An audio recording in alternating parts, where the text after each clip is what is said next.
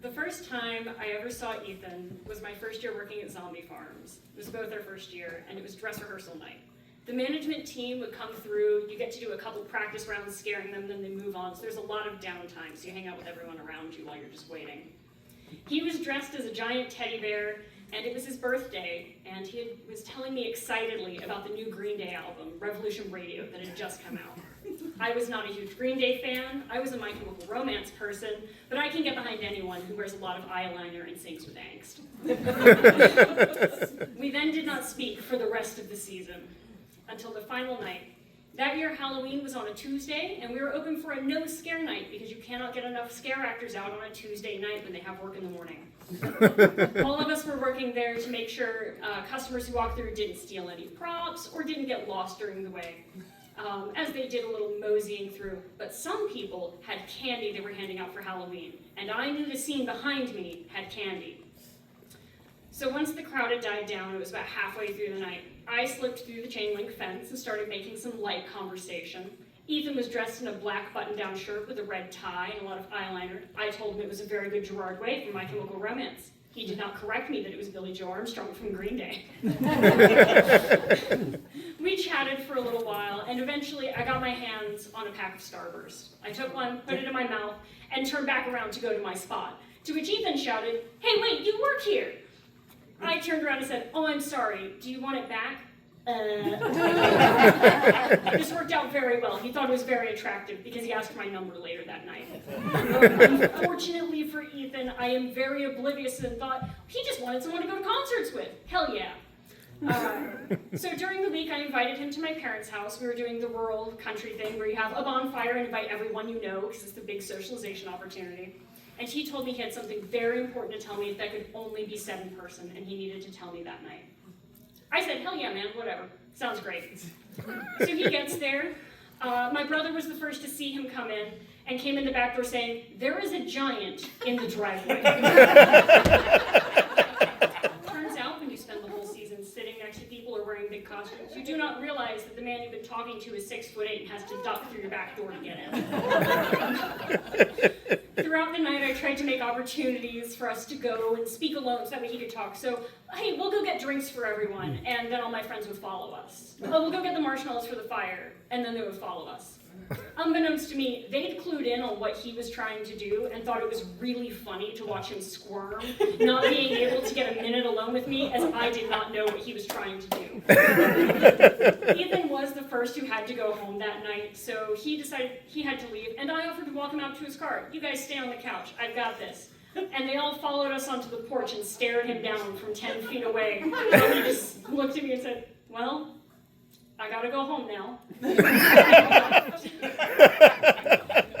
that night, I was sitting on the couch with my cousin watching Shaun of the Dead when he texted me, and we were chatting, and I said, "Hey, look, I'm really sorry about what happened. Listen, it's my bad that we didn't get to talk in person. You can just go ahead and tell me. It's cool. I am so sorry we didn't get to talk. We don't know when we'll see each other in person." And about 10 minutes later, I got a paragraph about this long telling me about how much he liked my taste in music, how he thought it was really pretty and really funny, and he really wanted to get to know me better, and he wanted to take me on a date. Oh. My first thought was, oh, fuck no. I had no interest in dating anybody. I'd seen the girls from church come in sobbing and crying over breakups, and I had a friend whose entire group had all dated each other, and were all mad that they were dating each other's exes. And I had no interest in any of either of those situations. So I was not that inclined. But he was very nice, and I didn't want to be rude. So I told him that we could talk about it. If I was going to be in a relationship, it was going to be permanent. I wanted to be one and done, or just maybe make it last longer. And so if he would talk about what our future plans were and figure out if this would be a permanent situation, we could do it. Please keep in mind, I was 16 and he was 17. Being 17 with a crush, he said, "Yes, let's do that." So for the next 5 weeks, I grilled him continuously, asking him, "What are your plans for the future? What do you think you're going to do? Do you want kids?" And I said no. He said, being 17 and a crush, "Yeah, that's fine. That sounds great." Farms Christmas party where we all had a potluck. He drove an extra hour, 2 hours that night total, to pick me up and drop me off at home.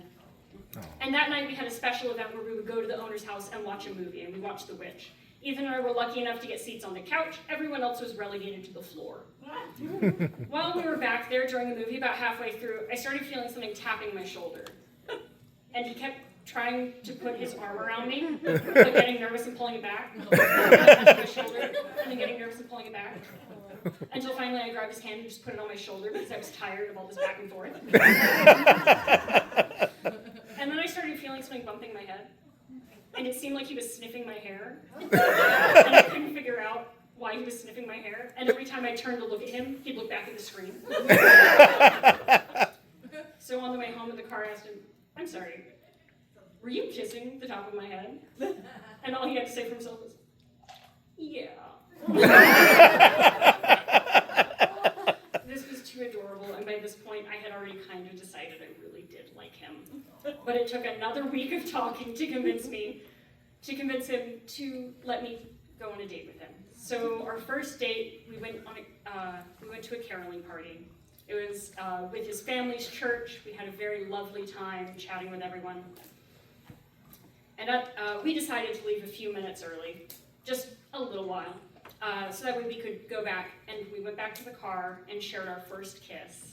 Aww. It was a first for the both of us. Aww. And after a few minutes, we looked up out of the windscreen to see his whole family driving in the car down the road at us, having seen everything. His dad making direct eye contact. And we did not speak of this for years. After that embarrassment, we went home. He took me home, and back in the driveway at my parents' house, I gave him a hug, a final kiss, looked up into his eyes, and embarrassingly said, "I love you." Oh. I slammed my face into his chest and kept trying to hide while he pestered me from above going, "Sorry, what was that? Oh, what'd you say? What'd you say? What was that?" Little did I know that 6 years later, this same man would propose to me on Halloween at the very same zombie farms we met at after a night of scaring people. Aww. And 2 years after that, would elope with me down at the Athens courthouse before going back to scare another group of people that night.